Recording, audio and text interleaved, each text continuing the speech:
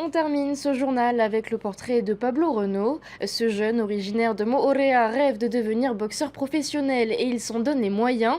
Depuis le mois de mai, il suit un entraînement adapté au Canada. Nicolas Pérez nous dévoile son histoire. Pablo Renaud, jeune boxeur prometteur que nous avions découvert en début d'année du côté de l'île de Moorea, s'est envolé depuis quelques mois pour Montréal, au Canada. Sur place, il a intégré un club de boxe dans lequel il s'épanouit. Je pense honnêtement que de tous les clubs que j'ai fait, même en camp d'entraînement, c'est ici qu'on s'est le mieux occupé de moi et c'est ici que c'est le plus structuré. Avec comme objectif de passer professionnel, Pablo se donne le temps pour atteindre son rêve. Au moins dans 2 ans, je pense, histoire de prendre un maximum d'expérience. Là, tu vois, je suis bientôt rendu à 10 combats. Là, j'ai fait mon 9e combat ce week-end, le week-end dernier. Je pense que là, d'ici mes 2 ans de PVT, j'aurai déjà au moins une cinquantaine de combats. Et dans ce cas-là, on pourra vraiment discuter. Le vice-champion de Polynésie 2023 en poids moyen souhaite se focaliser sur une autre compétition océanienne.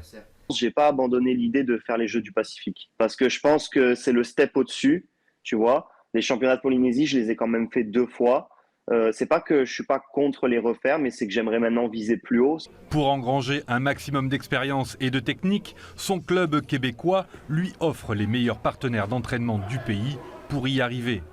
En l'occurrence, il aura affronté Tamara Thibault, championne du monde amateur, et Wyatt Sanford, médaillé de bronze aux Jeux de Paris 2024. Il faut savoir que c'est des gens qui ont énormément d'expérience du ring, donc ils savent même jauger la puissance qu'ils mettent dans leur coup. Par exemple, j'ai remarqué chose que je n'arrive pas encore spécialement à mettre moi en œuvre. J'ai remarqué que Wyatt, celui avec qui j'ai fait le sparring du coup, il savait par exemple faire 2-3 coups sans mettre de puissance mais énormément de rapidité et une frappe très forte. Donc dans une combinaison, il arrivait à faire cette gestion entre puissance et rapidité, alors que moi, je vais plus aller chercher sur chaque coup de la puissance et c'est pas vraiment ce qui est le mieux, tu vois.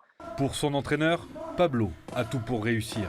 Pablo, c'était un gars qui lançait pas beaucoup de coups, il n'était pas très actif au niveau des coups.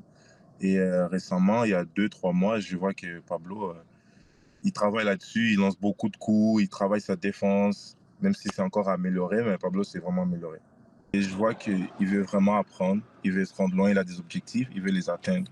Donc c'est ça qui m'a motivé à consacrer plus de temps avec lui.